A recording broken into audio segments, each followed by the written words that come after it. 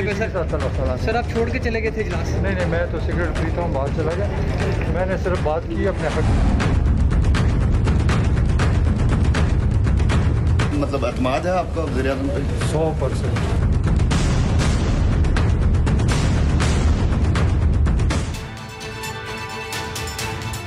अस्सलाम वालेकुम and good evening. मैं हूं मेहर बुखारी। अभी एज वी स्पीक शिकवार मंजूरी का अमल जारी है फाइनेंस सप्लीमेंट्री बिल के हवाले से। लेकिन नाजरीन, आज पार्लियामान के अहम तरीन इजलास से कबल सीनियर तरीन हुकूमती वजीर ने वजीर आज़म के सामने अलमे बगावत बुलंद कर दिया और पूरे मुल्क का टेम्परेचर, पूरे मुल्क की डिबेट जो है वो यकसर 180 डिग्री के ऊपर तब्दील हो गई। 40 माह में ये पहला मौका है कि जब किसी सीनियर तरीन वजीर की जानिब से वजीर आज़म के सामने इस तरह का रवैया इख्तियार किया गया हो। यही वजह थी कि वजीर दिफा परवेज खटक की वजीर आज़म पर तंकीद की खबर मीडिया पर शह सुर्खी बनकर चलना शुरू हो गई।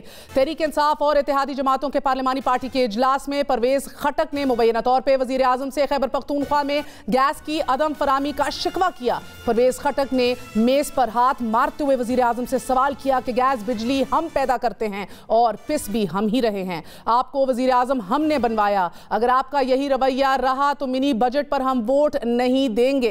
वजीर आज़म ने मुबैना तौर पर इस रवैये पे, इस बात पे परवेज खटक पर शदीद बरहमी का इजहार करते हुए कहा कि आप सबके सामने मुझे ब्लैकमेल कर रहे हैं। मेरा कोई जाती मुफाद नहीं, मेरे कारखाने नहीं, मेरी कोशिश मुल्की मुफाद की खातिर है। हुकूमत जायदादें बनाने के लिए नहीं कर रहा, मैं ब्लैकमेल नहीं हूंगा। नाज़रीन, वजीर आज़म ने परवेज खटक से कहा कि अगर आप मुझसे मुतमईन नहीं तो किसी और को हुकूमत दे दें। ये कहते हुए मुबैना तौर पर खबरें मौसूल हुई कि वजीर आज़म उठकर बाहर चले गए, मगर परवेज खटक इजलास से बाहर निकले और बादज़ा मीडिया के सवालों के जवाब में परवेज खटक साहब ने पहलू बदलते हुए वजीर आज़म पर एतमाद का इजहार किया। क्या कहा, मुलाहिजा कीजिए। मतलब एतमाद है आपका वज़ीर-ए-आज़म पे? 100%। तो नहीं, गैस की बात हुई है, अगर गैस की बात हो प्रॉब्लम को डिस्कस करें, उसका इख्तिलाफ ना लाए, वो इख्तिलाफ नहीं कहते। नाज़रीन, आपसे कुछ देर पहले वज़ीर दिफा परवेज़ खटक साहब से मेरी बात हुई। उन्होंने बारहा कुछ पॉइंट्स जो हैं ऑन द रिकॉर्ड मज़ीद क्लैरिफाई किए। उन्होंने ये माना कि मैं गुस्से में जल्द आ जाता हूँ, लेकिन मेरा हदफ या मेरा गुस्सा जो था उसका रुख सिर्फ़ और सिर्फ हमाद अज़हर की जानिब था। मैं हमाद अज़हर साहब से दुखी था, नाराज़ था, मैं गुस्से में आया, ना कि वज़ीर आज़म पाकिस्तान। उनकी तरफ मैंने कोई ऐसी बात कैटेगोरिकली नहीं की, ना ही वो उठ के गए, ना ही वो नाराज हुए। परवेज खटक साहब का हमें कहना था कि अपने मसले पर हमेशा सख्त बात करता हूं। जमात के अंदर ये बात सबको बावर है कि मेरा लबो लहजा सख्त हो जाता है। उन्होंने कहा मिनिस्टर पेट्रोलियम की तरफ फ्रस्ट्रेशन थी, ना कि वजीर आजम की तरफ। मेरी आदत है सख्त बात बोल देता हूं और इससे हमाद अजहर ने हमारी स्कीमें रोकी, जिससे हमारा इलेक्शन भी मुतासिर हुआ। परवेज खटक साहब ने कहा कि साथ ही सिंपल बात है, हमारे गैस के प्रोजेक्ट्स कब चलेंगे, एक नुकाती एजेंडा था जो सवाल उठाया, लेकिन वजीर आजम पे एतमाद रखता हूं। ये बात अब से कुछ देर कबल परवेज खटक साहब ने हमसे की। लेकिन आपको बताते चले कि पार्लिमानी पार्टी के इजलास में शदीद झड़प के बाद यही परवेज खटक साहब ज़िमनी फाइनेंस बिल पर हुकूमत की हिमायत में डेस्क बजाते दिखाई दिए, लेकिन अपोजिशन भी बारहा नारे लगाती रही कि परवेज खटक कदम बढ़ाओ, हम तुम्हारे साथ हैं। ज़राए इंकशाफ कर रहे हैं कि इस इजलास में तहरीक इंसाफ के रुकन असेंबली नूर आलम खान ने भी एज़ यूजुअल अपने रिजर्वेशंस का इजहार किया, लेकिन इंटरेस्टिंगली एक यकसर माहौल मुल्क में तब्दील हो चुका है। वज़ीर आज़म के ऊपर या उनका एक अगर कहा जाए कि अनप्रेसिडेंटेड जो पहले कंट्रोल था वो है आज, तो बाहर ये कोई भी नहीं कह सकता। नफ़ी में इसका जवाब मिलेगा। बाहर आके रुकन कौमी असेंबली क्या क्या बातें कर रहे हैं। आमिर लियाकत ने आज एक बार फिर क्या बात की, मुलाहिजा कीजिए। पहुंचे हैं पार्लियामेंट। डॉक्टर साहब, आज कौन लाया आपको? उस दिन तो चले आपने कहा था लाया गया, और आज कौन? पहले जो लाए थे उनकी वजह से हम आ गए थे। जो लाते ना वही वापस ले जाते। अच्छा, तो जो लाते वो ले जाते हैं वापस। तो अभी जाने का इरादा है कि रहने का इरादा है? 5 साल बाद मेरे ख्याल से ले जाएंगे, लेकिन कभी पहले भी ले जा सकते। अच्छा, उनका जब दिल चाहेगा ले जाएंगे। यकसर माहौल बदल गया है। वज़ीर आज़म, उनकी जमात, उनके अरकान क्या लबो लहजा इख्तियार कर रहे हैं। लैक ऑफ डिसिप्लिन दिखाई दे रहा है। कोरम तो हमने देखा ही कि पूरे हफ्ते जो है मुतासिर रहा, लेकिन नाज़रीन फिर भी बला का एतमाद है अपोजिशन का। आज आसिफ अली जरदारी साहब ने फिर भी बाहर आके अंदर जाने से पहले क्या कहा, बड़े पुरएतमाद दिखाई दिए, मुलाहिजा कीजिए। आज नाकाम हो जाएगा हुकूमत का बिल? हुकूमत कब जा रही है? اور مریم نواز شریف صاحبہ بھی کسی بھی طریقے سے حکومت کو گھر بھیجنے کے لیے پر اعتماد ہیں. ملاحظہ کیجیے. پہلے مجھے لگتا تھا کہ اس حکومت کو اپنی مدت پوری کر دینی چاہیے کیونکہ لوگوں کو اب مجھے لگتا ہے کہ کس قسم کے عذاب میں عوام مبتلا ہیں, اس حکومت کو گھر بھیجنے کے لیے کوئی بھی طریقہ اگر آزمانا پڑے تو آزمانا چاہیے. تو سوال تو یہ کیا جا سکتا تھا کہ ایوان میں ایک اور عددی شکست کے بعد کیا اپوزیشن اب بھی اس پوزیشن میں ہے کہ وہ حکومت کو گھر بھیج سکے, لیکن اب سوال بدل چکا ہے. کیا عمران خان صاحب اپنی جماعت میں اتنے سیکیور ہیں کہ وہ اپنی حکومت قائم رکھ سکیں؟ اسی والے سے بات کریں گے اور ہمارے ساتھ سینئر کریڈیبل جرنلسٹ موجود ہیں جو اندر کی خبر رکھتے ہیں, تصدیق کر سکتے ہیں کہ کس حد تک یہ بات درست ہے جو آج رپورٹ ہوئی ہے, کس حد تک یہ بات جو ہے مس رپورٹ ہوئی ہے. خوش آمدید کہتے ہیں. ہمارے ساتھ فہد حسین صاحب ہیں, سینئر صحافی ہیں, ایڈیٹر ہیں ڈان نیوز کے اخبار کے, کسی تعارف کے محتاج نہیں. کاشف عباسی صاحب ہیں, ایئروا سے تعلق رکھتے ہیں, سینئر صحافی. اگین عارف حمید بھٹی صاحب, نیڈز نو انٹروڈکشن. آپ سب کا بہت بہت شکریہ. السلام علیکم. فہد صاحب آپ سے آغاز کروں گی. مجھے بتائیے گا کہ آپ کے پاس کیا خبر ہے؟ پہلے تو آپ سب کی خبریں ایک دفعہ میچ کر لیں. دیکھیے میرے خیال میں اب تک یہ تو اسٹیبلش ہو گیا ہے کہ جو یہ کلمات جو بھی آپ نے بھی سنائے اور دیگر چینلز پہ بھی چلیں, یہ کلمات جو ہے وہ ادا کیے گئے, یہ بیک اینڈ فورتھ ہوا ہے اور جو کچھ ٹیلی ویژن چینلز پہ چلا وہ درست تھا. آپ یہ بھی دیکھیے مہر کہ ہم سب اتنے عرصے سے یہ دیکھ رہے ہیں کس طریقے سے یہ رپورٹنگ ہوتی ہے. اگر ایک چینل کے پاس ایکسکلوسیو خبر ہو تو وہ کہا جا سکتا ہے کہ اس نے کہیں سے نکال لی, لیکن اگر سب چینلز کے پاس ایک ہی طرح کی چیز چل رہی ہو تو اس کی صرف دو ہی مطلب ہو سکتے ہیں. یا تو یہ کہ ان تمام رپورٹرز نے وہ خبر آپس میں شیئر کر لی ہے جو کہ ہوتا ہے, یا یہ کہ وہ جس نے بھی خبر اندر سے دی ہے وہ سب کو دی ہے. اور اس پہ پھر یہ بھی سوال اٹھتا ہے کہ بریکنگ خبر ساتھ ساتھ چلا دیں, دین یو کنٹینیو. ہمارا سپلیمنٹری فائنانس بل جو ہے اس حکومت کا وہ کثرت رائے سے منظور ہو چکا ہے. یہ خبر موصول ہو رہی ہے, ناگزیر تھا یہ بل. اتحادی بھی پھنسے ہوئے تھے بٹوین کیچ 22 پوزیشن کہہ رہے تھے. بہرحال ایم کیو ایم کی کچھ تجاویز جو تھیں ان کو اپنایا گیا ہے. ایم کیو ایم نے بھی بل کی حمایت کی ہے, کاف نے بھی کی ہے, اور کثرت رائے سے بل منظور ہو چکا ہے. فہد حسین صاحب یہ تو ہونا ہی تھا, ناگزیر تھا. لیکن ان دا پروسیس جو آج ہوا ہے, عمران خان مضبوط نکلے ہیں یا ان آپ بھی کہہ رہے ہیں تصدیق ہے, باتیں ہوئی ہیں اندر, کس کانٹیکس میں ہوئی ہیں یا شدت کتنی تھی اس کے اوپر آپ ڈگری کو اوپر نیچے کر سکتے ہیں. بات ہوئی ہے بالکل. Imran Khan is he a stronger prime minister tonight? دیکھیے دو کی ایشوز ہیں جس سے مجھے لگتا ہے کہ آج بہت امپیکٹفل ہے. پہلی چیز تو یہ کہ یہ جو پچھلے کئی ہفتوں سے بلکہ کئی مہینوں سے بتدریج واقعات ہوتے جا رہے ہیں جن سے پاکستان تحریک انصاف کی حکومت جو ہے وہ کمزور ہوتی جا رہی ہے, سیاسی طور پر, قانونی طور پر اور اخلاقی طور پر بھی. جو کرپشن کی کہانیاں سامنے اب آ رہی ہیں, الزامات آ رہے ہیں, لیکن وہ سب ایک طرف. آج جو اصل تھریش ہولڈ کراس ہوا ہے وہ یہ ہے کہ اس سے پہلے سال سے پاکستان تحریک انصاف میں ہر شخص دوسرے شخص سے لڑتا ہے, ان کی گروہ بندی ہے, گروپ بندی ہے. اگر تمام جماعت کا ایک کنسنسس تھا تو وہ یہ کہ لیڈر پہ کوئی نہیں, کچھ نہیں ہے. آج وہ تھریش ہولڈ کراس ہوا ہے کہ آج لیڈر پہ انگلی اٹھی ہے, اور یہ ہے وہ اصل ڈفرنس جو آج مجھے نظر آیا ہے, جو سب سے خطرناک ہے تحریک انصاف کے لیے اور خاص طور پر پرائم منسٹر کے لیے.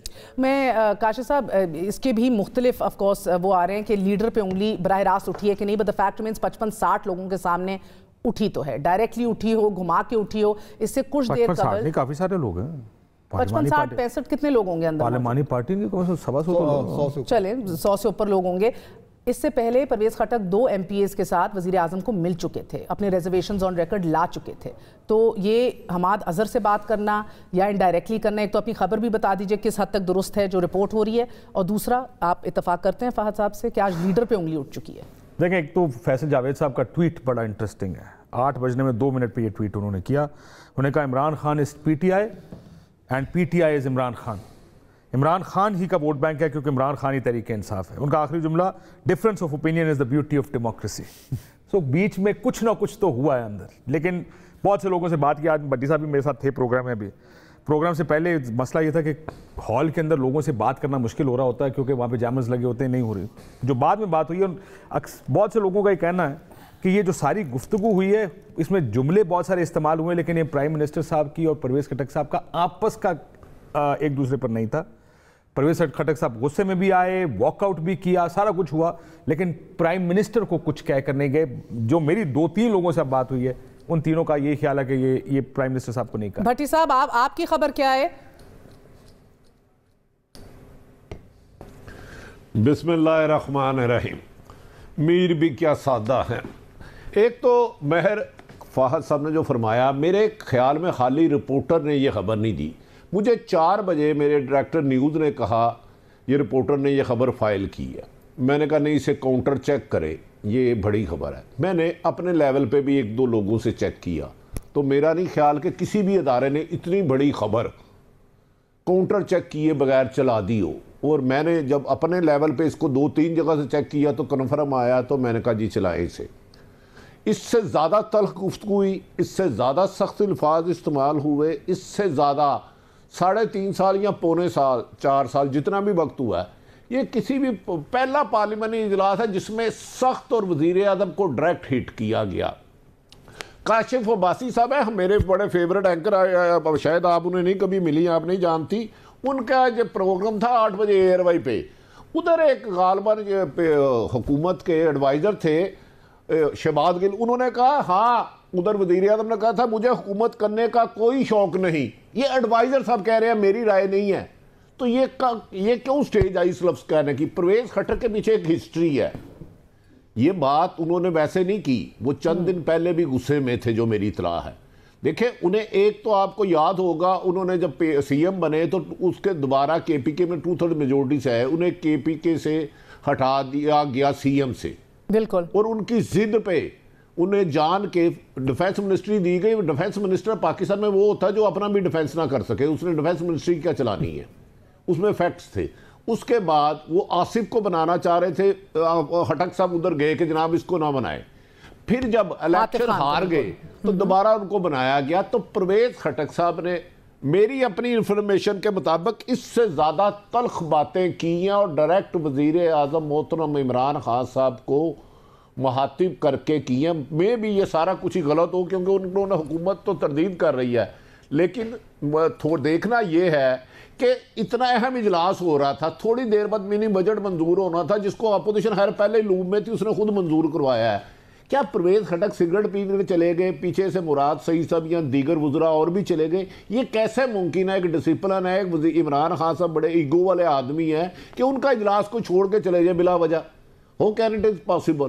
یہ ممکن ہی نہیں ہے. اس سے زیادہ تلخ باتیں ہوئی ہیں جو میں دہرانا نہیں چاہتا کیونکہ پھر ان کی تردید کر دیں گے. لیکن بینگ اے چینل ہیڈ میں نے اپنے ڈائریکٹر نیوز کو کہا تھا ٹھہرو، اسے 3 جگہ سے کاؤنٹر چیک کرو. اس کے بعد میں نے یہ اپنے ٹی وی پہ خبر نشر ہونے دی تھی. ٹھیک ہے، مگر فاضل صاحب آپ نے بات سنی، سینئر موسٹ پرویز خٹک صاحب ہیں، یہ ایویں تو نہیں یہ بات کر دیں گے پارلیمانی بیٹھک کے اندر اتنا بڑا شو ڈاؤن، یعنی کہ ایز وی سیڈ 100 بندہ آپ کے پاس ادھر بیٹھا ہے اس کا وٹنس جو اس کی بات تردید یا تصدیق کر سکتا ہے. کہیں سے اشارہ ملا ہے یہ جان بوجھ کے کیا گیا ہے؟ یہ اس کا کاز کیا ہے؟ واٹ ٹریگرڈ دس؟ دیکھیے میرے خیال میں سب سے امپورٹنٹ بات تو یہ ہے کہ پرویز خٹک صاحب جو ہیں وہ لوز بالز نہیں کھیلتے. ایکسپیرینس سیاستدان ہیں، انہوں نے گھاٹ گھاٹ کا پانی پیا ہے، سال سے الیکشنز لڑ رہے ہیں، چیف منسٹر کے طور پر جو ہے انہوں نے صوبہ چلایا ہے. تو میں یہ ماننے کو تیار نہیں ہوں کہ ان کو ایک دم غصہ آیا اور وہ اپنے جذبات کے رو میں بہہ گئے اور یہ کہہ دیا. اب اشارہ تھا نہیں تھا یہ تو ظاہر بات ہے کہنا مشکل ہے، لیکن میں یہاں تک تو یہ کہہ سکتا ہوں کہ پرویز خٹک صاحب کو اچھی طرح معلوم تھا کہ جب وہ اس طرح کی بات کریں گے تو اس کا کیا ری ایکشن ہوگا اور اس کا وہ کس طریقے سے میڈیا پہ آئے گی اور اس سے پارٹی کے حوالے سے کیا تاثر بنے گا. تو میرا نہیں خیال کہ اس میں کہ کوئی غلطی ان سے ہو گئی یا بھولے سے ہو گیا ہے. اور آپ یہ بھی دیکھیں کہ جو بعد میں انہوں نے ویڈیو پیغام دیا ہے اس میں بھی انہوں نے ڈینائی نہیں کیا اور آپ کو بھی انہوں نے کہہ ہی دیا کہ غصہ تو ان کو آیا ہے. تو میرے خیال میں مگر وہ دکھی بھی تھے. ٹو بی فیئر ان کی پوری بات آن ریکارڈ رکھ دوں، انہوں نے کہا کہ میرے ساتھ ہی کیوں ہوتا ہے بار بار، میرا عمران خان سے کوئی ایشو نہیں ہے. مگر اگین اٹس کانٹیکسٹ کی باتیں کہی گئی ہیں. عمران خان صاحب کی مجھے شوق نہیں حکومت کرنے کا، کسی اور کو لے لیں، possibly کس کانٹیکس میں کہی گئی ہوں گی. and as you said انگلی اٹھ گئی. is this the beginning of the end for Imran Khan? میرے خیال میں جو کچھ پرویز خٹک صاحب نے کہا اس سے شاید زیادہ امپورٹنٹ وہ سب کچھ ہے جو پرائم منسٹر نے کہا. ان کا یہ کہنا کہ میں بلیک میل نہیں ہوں گا یا کسی اور نے حکومت کرنی تو وہ کر لے، یہ سب کچھ کیا ریفلیکٹ کر رہی ہے؟ ریفلیکٹ کر رہا ہے کہ وہ جو کئی مہینوں سے جو ایک دباؤ بڑھتا جا رہا ہے گورنمنٹ پہ اب وہ شو کر رہا ہے، وہ نظر آ رہا ہے. اور پرائم منسٹر کی باتوں سے ہمیں اندازہ ہو رہا ہے کہ انہیں بھی احساس ہے کہ اب ان کی گورنمنٹ جو ہے وہ کمزور سے کمزور تر ہوتی جا رہی ہے. Is this the beginning of the end? میرے خیال میں ڈپینڈ کرتا ہے کہ اینڈ ہم کیسے ڈیفائن کریں گے، لیکن it is certainly beginning of the nervous 90s for the government. Very nervous 90, which is possibly worse, Fahad साहब. काशिफ साहब, मुझे ये बताइएगा कि ये बातें सब अब हो गई, आपने देखा ये किस तरह की हुकूमत चलाई जा रही है, कौन सा डिसिप्लिन है? आमिर लियाकत जब बाहर आके ये बातें करते हैं, परवेज़ खटक साहब की तरफ से अगर ये उंगली उठ गई, या अपने लीडर के ऊपर आप पहले ही देख रहे हैं कि खैबर पख्तूनख्वा के अंदर भी खुल के बातें की गई हों, ये क्या हो रहा है? Has Imran Khan lost control? अगर वो हुकूमत करते भी रहे, क्या लैक ऑफ डिसिप्लिन इससे ज़्यादा पहले कभी भी नहीं इतना नुमाया हुआ? देखिए, एक बात मैं आपको इससे पहले कि इसके ऊपर आऊँ, चौधरी गुलाम हुसैन साहब मौजूद थे असेंबली में, कहते असद उमर साहब ठंडा करते रहे परवेज़ खटक साहब को, उन्होंने गाली भी निकाली है और कहा कि शायद अगला इलेक्शन में तहरीक इंसाफ के टिकट से ना लड़ूँ. ये जुमला भी इस्तेमाल हुआ वहाँ पर, और उसके बाद वो अंदर गए और यही चीज़ को कहते हैं ट्रांसलेट हुई होगी, गैस का इशू था उसके ऊपर.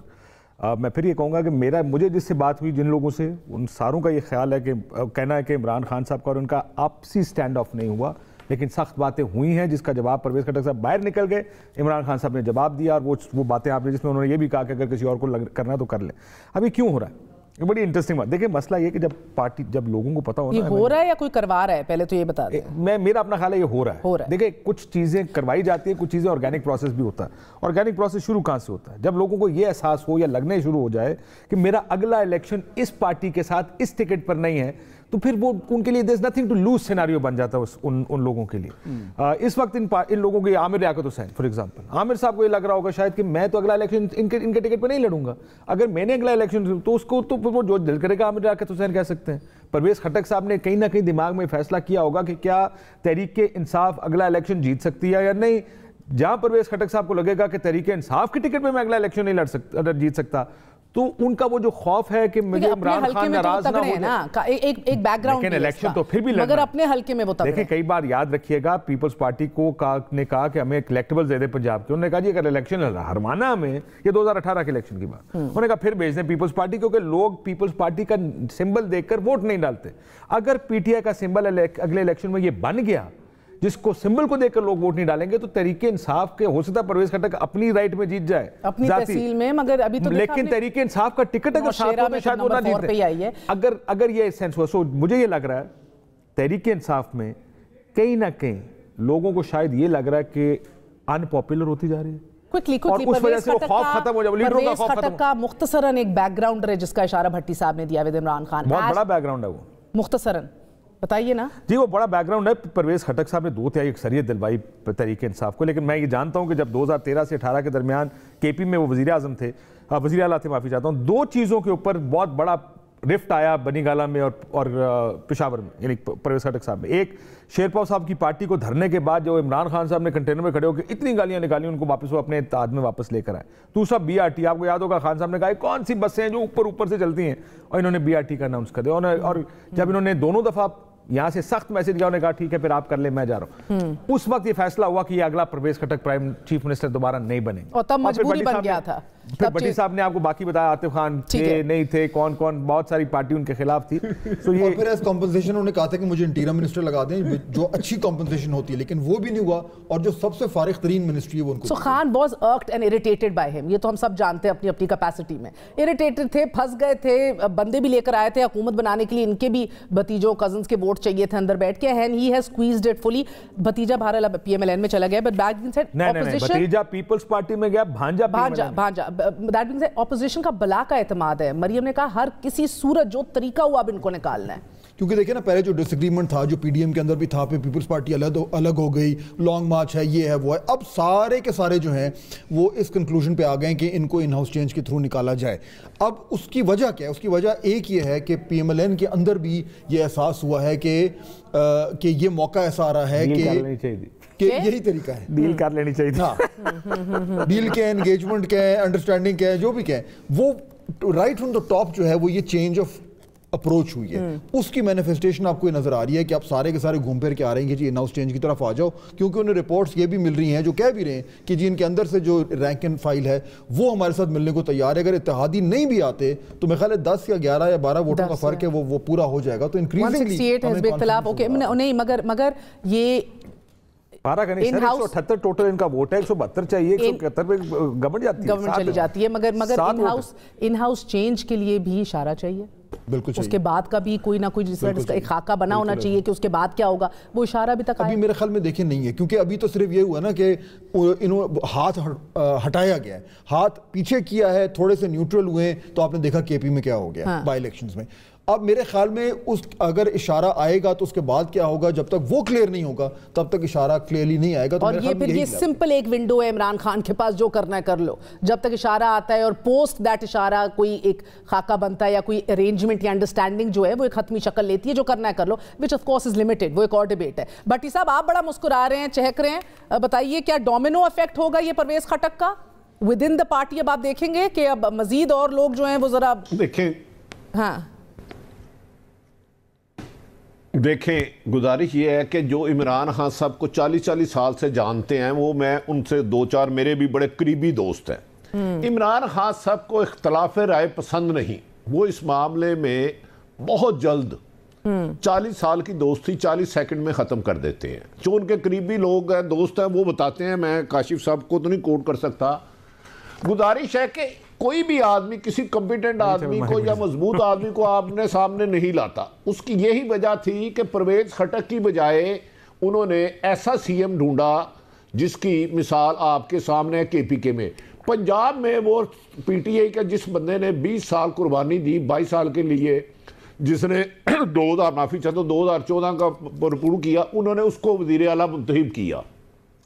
تو از اٹ پاسبل ایسا شخص جو پوری پارٹی ایک طرف ہو اور ایک جو فیصلہ کرے وہی ہو جائے، اس کے آگے کوئی اس طرح بولے؟ اس کا مطلب ہے کہ کھنڈرات بتا رہے ہیں ہمارا تالی شان تھی، حالات وہ نہیں رہے۔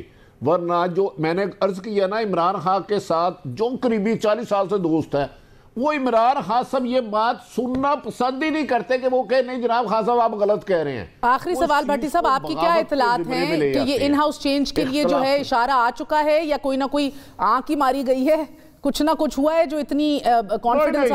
کچھ نہیں میرے خیال میں ان ہاؤس چینج نہیں آئے گا۔ یہ جو کہہ رہا ہے میں اس سے بالکل اوپن اختلاف کر رہا ہوں، اوپن۔ ان ہاؤس چینج بیچارے کی پوزیشن میں نہیں، اپوزیشن کی اپنی کوئی پوزیشن نہیں ہے۔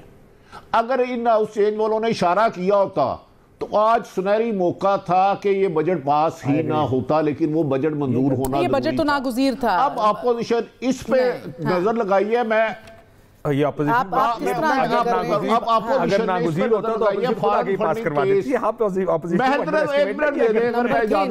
نمبر 3 کے پاس اپوزیشن کو خود آ کے اپنے آپ کا مزید تھوڑی سی جو کریڈیبلٹی جمع کر کے بیٹھے ہیں وہ زائل نہیں کرنے کی ضرورت تھی۔ نمبر موجود تھے، اتحادی بھی موجود تھے، اپنے نمبر تھے، اپوزیشن کو کیوں کروانا تھا؟ خوشی پاس ہونے دیا، اپنے بندے نہیں آئے اندر۔ ہاں جی،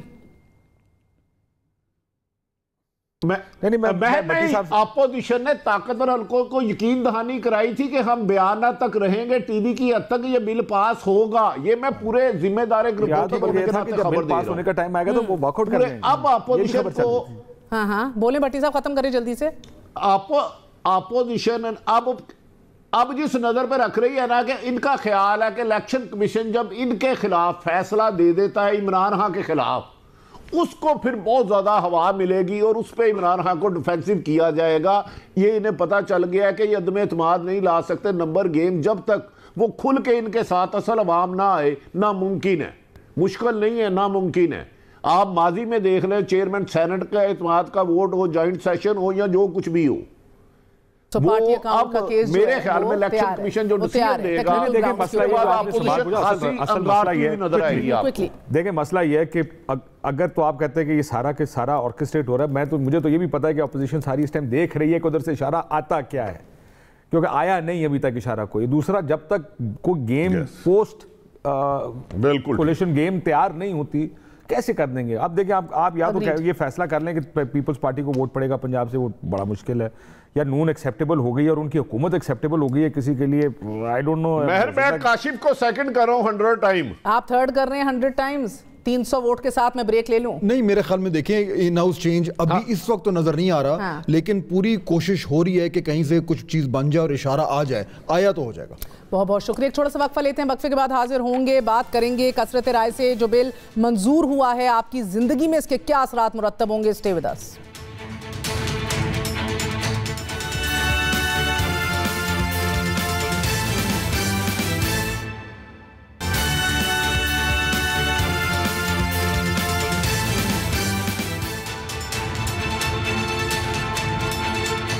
वापस आने का शुक्रिया। कौमी असेंबली से mini budget supplementary finance bill pass हो चुका है। बात करते हैं साबिक वफाकी वजीर ख़जाना मिफ्ता इस्माइल साहब से। मिफ्ता साहब बहुत बहुत शुक्रिया। आज बिल पास हो गया, एक लॉन्ग ड्रॉन आउट सेशन था। अब्बासी साहब ने ज़रूर पूछा सप्लीमेंट्री फाइनेंस बिल की ज़रूरत क्यों पेश आई, ऐसी क्या बात हो गई थी, इतना क्या था कि एडिशनल टैक्सेस बर्डन के इतना टैक्स बर्डन तारीख का बुलंद तरीन जो है वो अवाम पे मुसल्लत किया जा रहा है।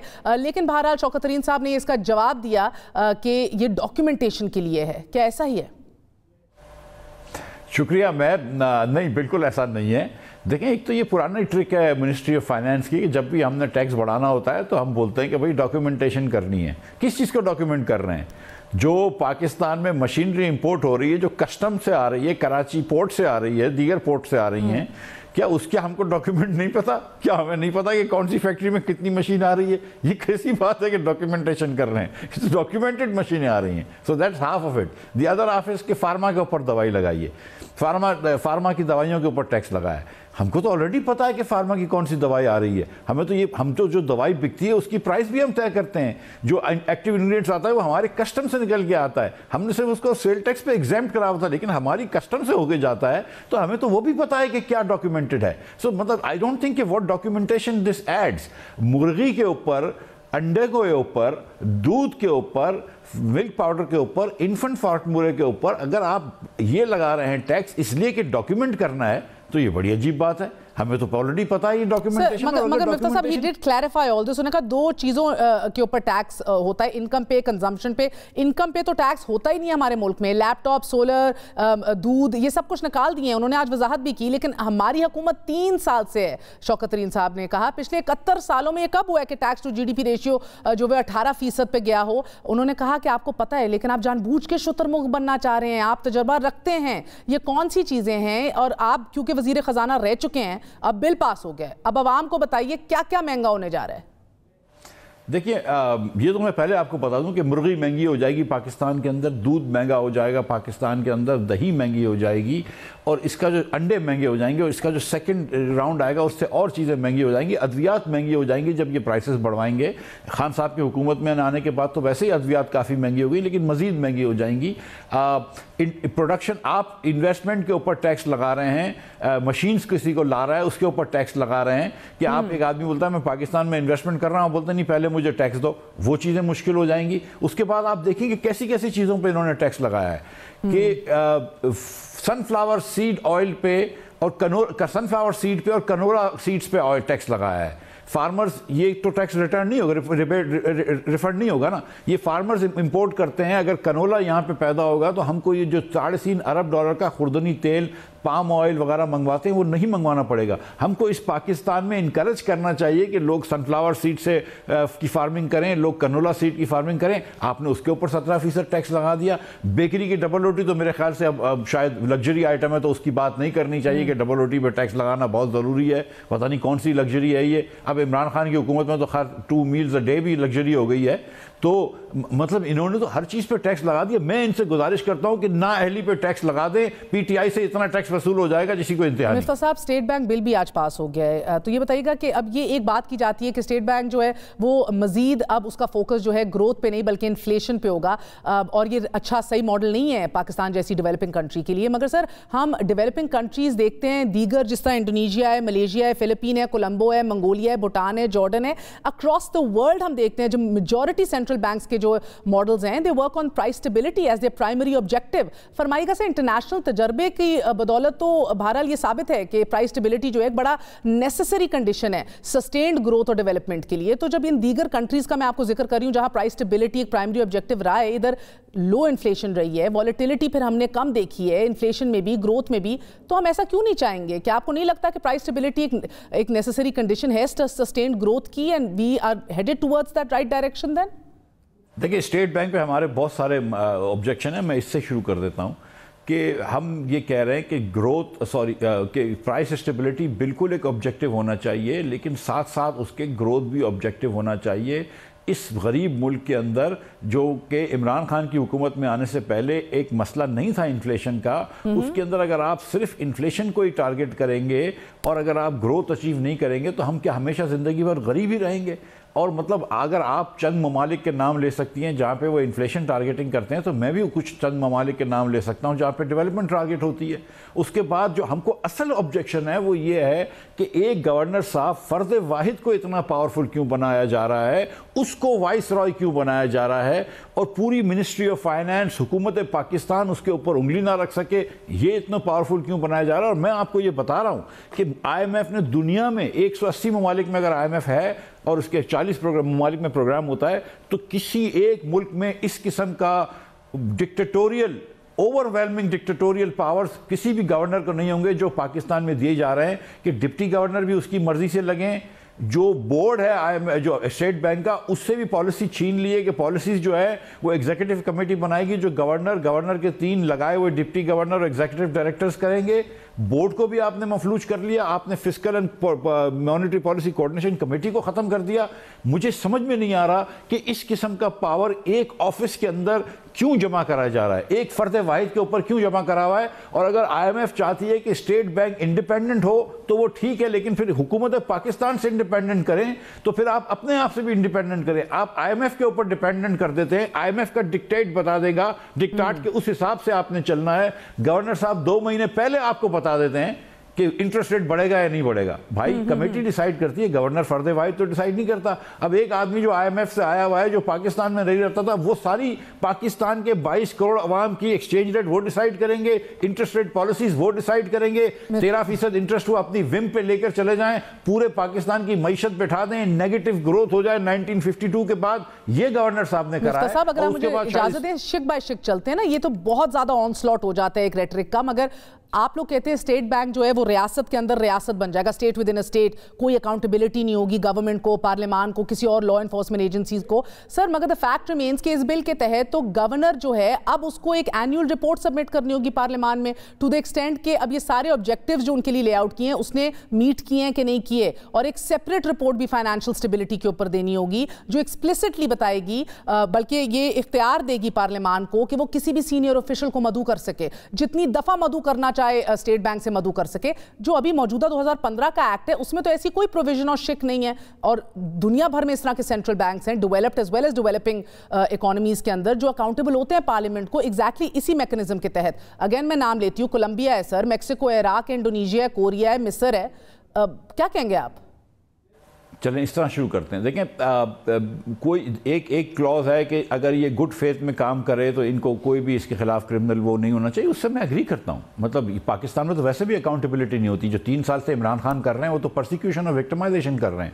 پاکستان میں کب اکاؤنٹیبلٹی ہوئی ہے؟ تو لیکن ہیونگ سیڈ دس، اب اگر آپ اس کو دیکھیں کہ میں گورنر صاحب کو یہ نہیں کہہ رہا کہ آپ پکڑ کے نیب میں لے کر دیں اور یہ سب چیزیں کر دیں.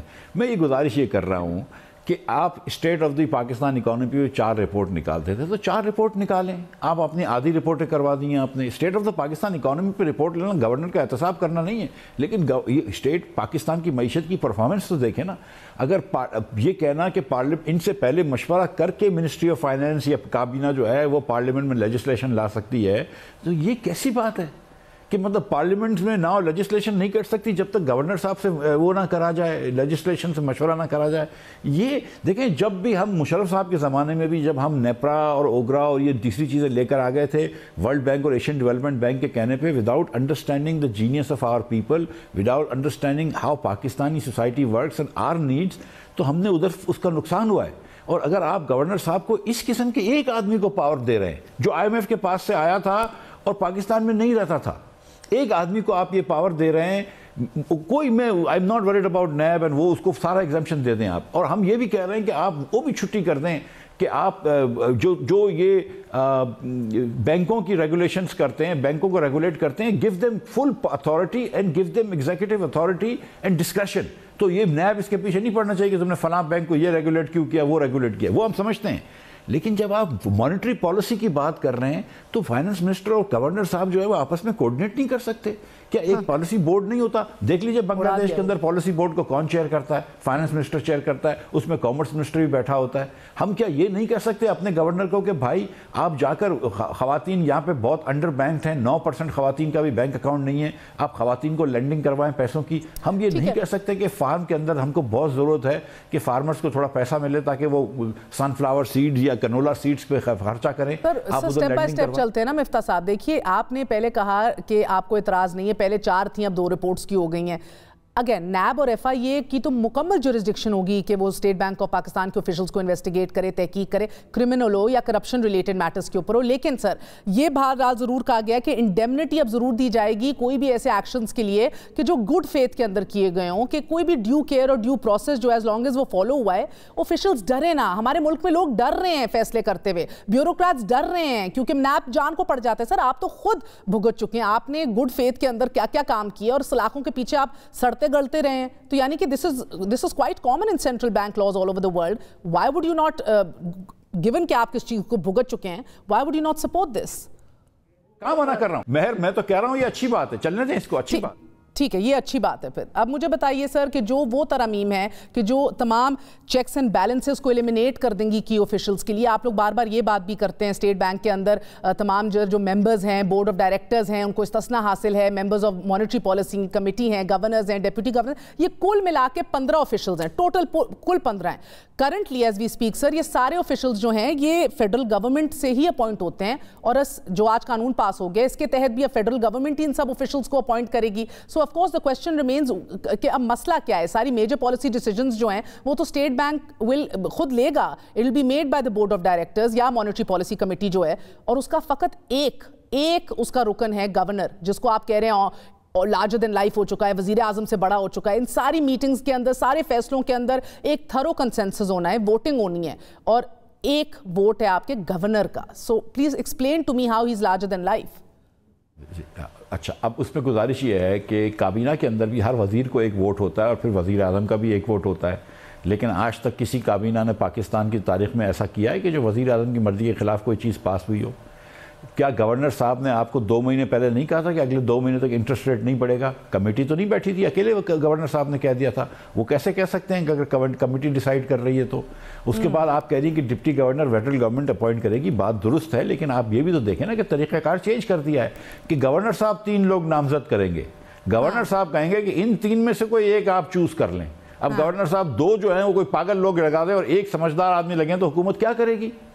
گورنر صاحب جو ہے وہ ایگزیکٹو ڈائریکٹر خود اپوائنٹ کریں گے, ان کی تنخواہیں گورنر صاحب خود سیٹ کریں گے, پھر وہ مل کر ایگزیکٹو کمیٹی بنے گی, اس سے بورڈ کا پاور انہوں نے لے لیا کہ روز کی پالیسی مینجمنٹ جو ہوگی وہ یہ کرے گی. تو بورڈ کو تو اب آپ خالی ایسے رکھ لیا ہے. فائنانس سیکرٹری کو آپ نے بٹھایا, بولا ووٹ نہیں کر سکتا, وہ ایسے ہی بیٹھا ہے.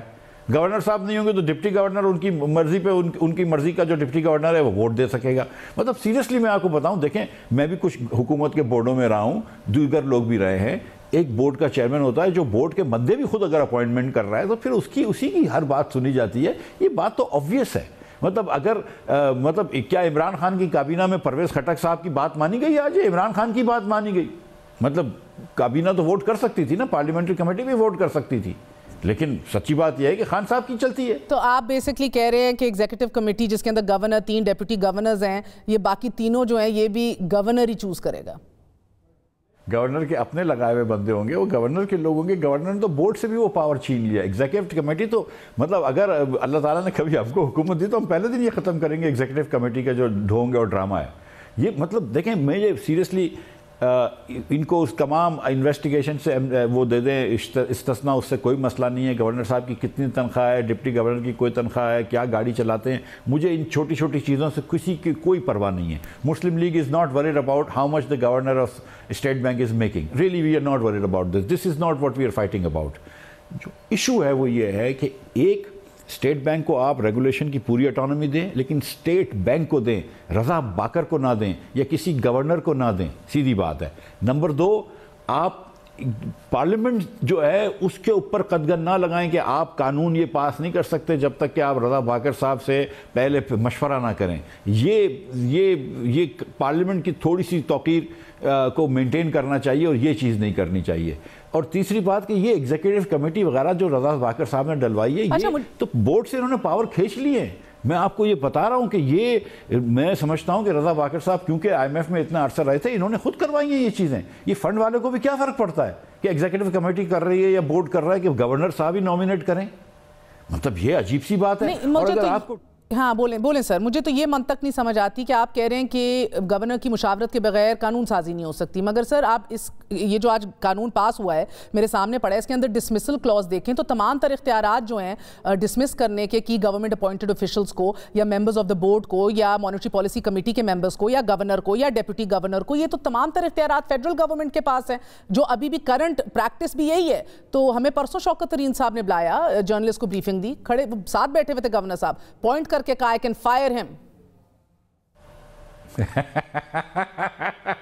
یار دیکھیں, if Shaukat Tareen could fire the governor, he would fire the governor. سچی بات تو یہ ہے. If I could fire him, I would fire him too. But neither Shaukat Tareen nor I can fire him right now. اب دیکھیں سچی بات یہ ہے کہ شوکت بھائی جب گئے تھے IMF تو ان کو لگ رہا تھا کہ یہ ایسے اچھی بہت ڈیل کر لیں گے. انہوں نے خود کہا تھا کہ یہ ڈیل بہت غلط ہے اور یہ اکانومی ان چیزوں کے ٹیکسوں کی متحمل نہیں ہو سکتی ہے. لیکن میں یہ سمجھتا ہوں کہ گورنر صاحب نے ان کا ادھر ساتھ نہیں دیا. These people were not running on the same team, میرا یہ خیال ہے. اینڈ آئی تھنک شوکت بھائی کی اور فائنانس منسٹری, اور میرا اکیلا کا خیال نہیں, مجھے انفارمیشن ہے کہ مطلب کہ فائنانس منسٹری پیپل فیل کہ دے ور مطلب ان کے ساتھ زیادتی ہوئی ہے, کہ they were undermined by their own people. So یہ کہنا کہ میں فائر کر سکتا ہوں تو نہیں, میں گزارش یہ کر رہا ہوں کہ ہم کو وہاں تک کیوں جانا ہے کہ ہم کسی کو فائر کریں. میں تو نہیں چاہتا کہ کوئی بھی فائر ہو. میری گزارش یہ ہے کہ ہر آدمی کو یا ہر خاتون کو یا ہر ادارے کو اپنے اپنے اس میں کام کریں. آپ کو کیا ضرورت پڑی ہے؟ ہم شوکت ترین کو تو اتنا پاور نہیں دیتے کہ وہ اپنی مرضی سے کام کر سکے, تو ہم گورنر صاحب کو اتنا پاور کیوں دے رہے ہیں کہ پوری فیڈرل گورنمنٹ جو ہے وہ صرف فسکل پالیسی کرے گی اور گورنر صاحب جو ہے وہ ڈیسائیڈ کریں گے کہ مانیٹری پالیسی کیا ہوتی ہے اور کوئی اس پہ کچھ نہیں کہہ سکتا. اب مجھے بتائیں کہ یہ پچھلے ان 3 سالوں میں, ہمارے 5 سالوں میں جتنے بینکوں کو انہوں نے ریگولیٹ کرا, اسٹیٹ بینک نے, کوئی گورنر آ کے کہہ دے, ہم نے کبھی کسی نے, ہماری حکومت نے نہیں کہا کہ آپ اس کو ایک دم آپ وہ کر دیں, انڈیپینڈنٹ کر دیں کہ آپ کمپلیٹ بینکوں کو ریگولیشن کر سکتے ہیں. لیکن جب مانیٹری پالیسی اور فسکل پالیسی ہوگی تو شوکت ترین کو امپاور کر رہے ہیں کہ یو شوڈ ہیو اے. ٹھیک ہے, مگر مفتاح صاحب ایک اور بات دیکھیں نا, ایک اور بات جو آپ لوگ اعتراض کرتے ہیں کہ کربنگ جو ہے وہ سینٹرل بینک کی اگر آپ ختم کر دیں گے کہ لینڈنگ صرف سینٹرل بینک سے ہو تو اس سے بڑے مسائل پڑیں گے حکومت کے اوپر اور پھر ایونچولی عام آدمی کے اوپر ہارڈ شپس آئیں گی. Sir but the fact remains کہ گورنمنٹ بورنگ جو ہے سینٹرل بینک سے وہ تو مزید انفلیشن کی طرف ہمیں لے کے جاتی ہے نا, بیلنس آف پیمنٹ ڈیفیکلٹیز اور کرائسس کی طرف لے کے جاتی ہے. پاکستان کے اندر بالخصوص ہم نے دیکھا ہے کہ ہم نے بار بار بورو کیا ہے and you know such recourse, یہ اس نے کنٹریبیوٹ کیا ہے ہمارے لیک آف فسکل ڈسپلن میں, لو ریونیو جنریشن پہ. کمپلیسنٹ اور لیزی ہو گئی ہیں گورنمنٹس, ان کے پاس انسینٹیو نہیں رہا کہ tax to G D P کو بڑھائیں. Lowest tax to G D P ratio ہمارا ہے پوری دنیا کے اندر. سو ریپیٹڈ ہم دیکھتے ہیں بوم ٹو بسٹ سائیکل ہمارے ملک کے اندر ہوتی ہے. ایک بار بار ہمیں IMF کی طرف جانا پڑتا ہے. تو اس وشس سائیکل کو اگر ختم کرنے کی بات ہو رہی ہے, اور آپ کو پتا ہے کہ کتنا مس یوز کیا جاتا ہے. سر آپ لوگ جانتے ہیں اس فنڈ کو, بار بار سینٹرل بینک سے پیسے چھپا کے پیسے لے کے پری الیکشن سپینڈنگ سپری کے اوپر بھی آپ سب چلے جاتے ہیں کہ ایک اور الیکشن جیت جائیں. لانگ ٹرم کے اندر بیڑا غرق ہوتا ہے ملک کا. سو بہتر نہیں ہے کہ ڈسکریج کریں اس کو, کمرشل بینک کا رخ دکھائیں کہ ڈسکریج ہو فیڈرل گورنمنٹ ایکسیسو بوروئنگ سے. آپ بالکل ڈسکریج کریں. پہلے یہ رول تھا مہر کہ آپ 3 مہینے کے اندر اس کو اسکوائر آف کر دیں کہ اگر آج حکومت پاکستان نے اسٹیٹ بینک سے لیسے 10 ارب روپیہ بورو کرا ہے تو 3 مہینے کے اندر اس کوارٹر کے اینڈ کے اندر مجھے وہ 10 ارب روپیہ واپس کرنا ہے. تو پھر وہ اگر میں نے 10 ارب روپیہ اسٹیٹ بینک سے لینڈنگ بوروئنگ کرنے کا مطلب ہے کہ اسٹیٹ بینک نے 10 ارب روپیہ چھاپے, لیکن آپ نے 3 مہینے کے اندر اندر وہ واپس کر دی اور اسٹیٹ بینک سے وہ کرنسی کم ہو گئی. یہ رول تھا. آپ اس کو 2 مہینے کر دیں, آپ اس کو 1 مہینہ کر دیں مثال کے طور پر, لیکن آئی تھنک 3 مہینے از فائن. آپ یہ دیکھ لیجئے پچھلے 8 سالوں کا کہ اگر, اور مجھے نمبر ہمارے دور کے یاد نہیں ہیں لیکن میں آپ کو یقین دلا رہا ہوں کہ اس سے کبھی آدھا بھی نہیں پہنچا ہوگا, کہ سب سے زیادہ بینک کے اندر جو اسٹیٹ بینک سے بورنگ ہوئی ہے وہ اسد عمر صاحب کے سال میں ہوئی ہے, جب انہوں نے 5,500 ارب روپیہ اسٹیٹ بینک سے بورو کرا تھا, لیکن پھر ایونچولی انہوں نے واپس کیا. ہم یہ کہہ رہے ہیں کہ کوارٹر کو آپ 1 کوارٹر تک آپ بورو کر سکیں, اس کے بعد آپ اسکوائر کر دیں. امریکہ فیڈرل ریزرو تو خرید سکتا ہے امریکن گورنمنٹ کے بانڈز. پاکستانی کو آپ نے قدغن لگا دی, آپ نے کہا 1 دن بھی نہیں کر سکتے. اور 2 ایگزامپل میں آپ کو اس گورنر صاحب کی, اس PTI کی حکومت کی دے سکتا ہوں. کچھ دنوں پہلے جب یہ انہوں نے انٹرسٹ بڑھانے سے ایک دن بعد بانڈ بیچے، ایک دن پہلے نہیں بیچے، اگر ایک دن بعد بیچتے، ایک دن پہلے بیچتے تو 1.5-2% بچ جاتے، 111 ارب روپے پہ ان کو یہ نقصان ہوا. اور جب انہوں نے بیچے تو ان کو خود پتہ چلی کہ بینکوں نے کلوڈ کر لیا اور ان کو بہت مہنگا انٹرسٹ دینا پڑا. تو پھر شوکت صاحب نے کہا کہ یہ بینکوں نے وہ کرا، تو آپ نے اپنے ہاتھ باندھ دیے، اب بینک کلوڈ کر سکتے ہیں اگر کلوڈ کرنا ہو تو.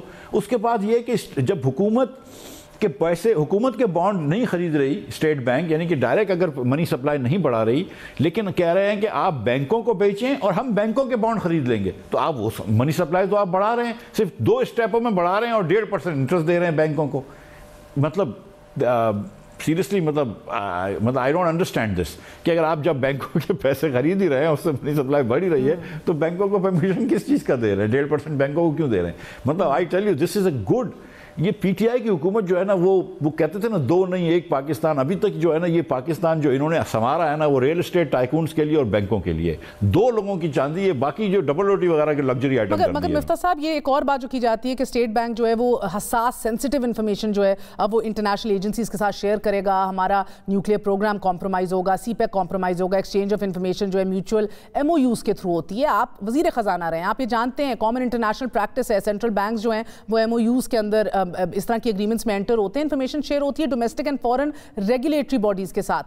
اب تو جو لا آیا ہے سر، اس کے اندر کہا جا رہا ہے کہ sharing is necessary, effective supervision ہوگی، لیکن یہ حکومت پاکستان کی اجازت کے بغیر نہیں ہوگا. Is that not enough? دیکھیں کچھ چیزیں جیسے ہم نے شیئر کری ہوئی ہیں کہ ہم نے یورپ سے بات کری ہے کہ ہم ٹیکس کی مد میں، ٹیکس کی اندر ہم آپ کو چیزیں بتائیں گے، ٹیکس فائلنگ ریٹرنز وغیرہ، وہ شیئر کرنے میں اگر اسٹیٹ بینک حکومت سے اجازت لے کے کرتا ہے تو وچ از فائن، بٹ یہ حکومت سے اجازت کی بات کر رہے ہیں. لیکن اس سے ہم یہ بات کر رہے ہیں، دیکھیں اس کو آپ فیٹف کے کانٹیکس میں لیجئے.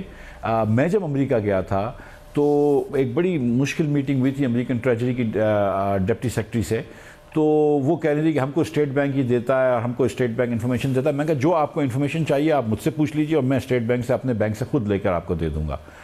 تاکہ ہم چاہ رہے تھے کہ حکومت کا اس کے اندر ہم کو انوالومنٹ ہو کہ حکومت یہ اگر یہ کرے تو یہ بہتر ہے. ہم اب بھی یہ سمجھتے ہیں کہ لیٹ دا گورنمنٹ ڈیسائیڈ. بہت شکریہ مفتاح اسماعیل صاحب ہمارے ساتھ موجود تھے، وفاقی وزیر خزانہ رہ چکے ہیں. آپ نے گفتگو سنی، اپریہنشنز اور تحفظات موجود ہیں. ناظرین پروگرام میں آگے بڑھتے ہیں، آپ کو بتاتے ہیں اسلام آباد ہائی کورٹ نے سانحہ مری میں 22 افراد کی المناک موت کا ذمہ دار ریاست اور این ڈی ایم اے کو قرار دے دیا ہے. چیف جسٹس اطہر من اللہ نے ہدایات جاری کرتے ہوئے کہا کہ وزیر اعظم نیشنل ڈیزاسٹر مینجمنٹ کمیشن کی میٹنگ بلائیں، ذمہ داروں کا تعین کریں اور رپورٹ عدالت میں جمع کرائی جائے. اسلام آباد ہائی کورٹ میں سانحہ مری کی تحقیقات اور ذمہ داروں کے خلاف کارروائی کے لیے مری کی رہائشی حماد عباسی کے درخواست پر ہی آج کی سماعت ہوئی. اور درخواست گزار نے کہا کہ جب ہوٹل پلازا سے ٹورسٹ یعنی کہ سیاح مری کے لیے جا رہے تھے تو کسی نے ان کو نہیں روکا اور نہ ہی کسی نے انہیں خدشے سے آگاہ کیا. ہلاکتوں کی قصوروار انتظامیہ ہے. چیف جسٹس نے این ڈی ایم اے کے سینئر افسر کو فوری عدالت میں پیش ہونے کا حکم دے دیا. این ڈی ایم اے کے ممبر عدالت میں پیش ہوئے تو چیف جسٹس اطہر من اللہ نے پوچھا کہ مری سانحہ میں 22 لوگوں کی ہلاکت کا ذمہ دار کون ہے. پارلیمان میں یہ کہا گیا کہ ڈیزاسٹر مینجمنٹ قانون بنایا گیا ہے، 2010 سے اس پر عمل درآمد ہونا تھا. آج تک این ڈی ایم اے کی کبھی میٹنگ ہوئی ہے؟ ناظرین ممبر این ڈی ایم اے نے انکشاف کیا، عدالت سے عرض کی کہ این ڈی ایم اے کی پہلی میٹنگ 5 مارچ 2007، دوسری میٹنگ 2010، تیسری میٹنگ 21 فروری 2013 اور چوتھی میٹنگ 28 مارچ 2018 کو ہوئی تھی. چیف جسٹس نے این ڈی ایم اے کے ممبر پر اظہار برہمی کا اظہار کرتے ہوئے کہا کہ افسوس کی بات ہے، میٹنگ ہوتی، تیاری ہوتی تو قیمتی جانوں کا ضیاع نہ ہوتا، نقصان نہ ہوتا. آپ ناکام ہو گئے ہیں. آپ کی ذمہ داری تھی کہ میٹنگ بلاتے، اس علاقے کے لیے نیشنل مینجمنٹ پلان دیتے. آپ نے اس قانون پر عمل درآمد کرانا تھا. اگر اس قانون پر عمل ہوتا تو ایک شہری کی بھی ہلاکت نہ ہوتی. ساتھ ہی چیف جسٹس نے کہا کہ میٹنگز نہ ہونا این ڈی ایم اے کی ناکامی ہے. ممبر این ڈی ایم اے نے عرض کی کہ صوبائی حکومتوں نے بھی باڈیز کی میٹنگ کرانا تھی. چیف جسٹس اطہر من اللہ صاحب نے ریمارکس دیے کہ آپ سمجھ نہیں رہے، آپ کی اتھارٹی نے قانون پر عمل درآمد کرانا تھا، کسی اور پر الزام نہ لگائیے. چیف جسٹس نے ممبر سے مکالمہ کرتے ہوئے کہا کہ اگر اس ڈسٹرکٹ کے لیے کوئی مینجمنٹ پلان ہی سرے سے موجود نہیں، کیوں نہیں؟ ناظرین اتنی بڑی باڈی میں سارے متعلقہ لوگ موجود ہیں. چیف جسٹس نے کہا اپوزیشن بھی ہے، کیا اتنی بڑی باڈی کی کبھی بھی کوئی میٹنگ ہوئی ہے؟ डिप्टी अटॉर्नी जनरल ने अदालत से अर्ज किया कि मैं इस हवाले से हदायत लेकर ही अदालत को आगाह कर सकता हूं। अदालत ने NDMA के मेंबर से पूछा कि किसी लीडर ऑफ ऑपोजिशन ने या किसी भी मेंबर ऑफ ऑपोजिशन ने आपसे दरख्वास्त की कि कमीशन की मीटिंग बुलाई जाए। मेंबर ने अर्ज की कि किसी भी ऑपोजिशन लीडर ने हमें मीटिंग बुलाने का नहीं कहा। चीफ जस्टिस से सवाल किया कि DG NDMA ने क्या हुकूमत को लिखा कि मीटिंग बुलाई जाए, वगरना कल कोई आफत आ गई तो कौन जिम्मेदार होगा। लेकिन चीफ जस्टिस ने शदीद भरमी का इजहार करते हुए कहा कि आप नाकाम हुए हैं। आपकी जिम्मेदारी थी कि मीटिंग बुलाते, आपकी जिम्मेदारी थी कि इस इलाके के लिए नेशनल मैनेजमेंट प्लान देते। इस केस में तो कोई इंक्वायरी की ज़रूरत ही नहीं है। नाज़रीन, ये हमारा अलमिया है। इजाज़त दीजिए। गुड नाइट, अल्लाह हाफ़िज़।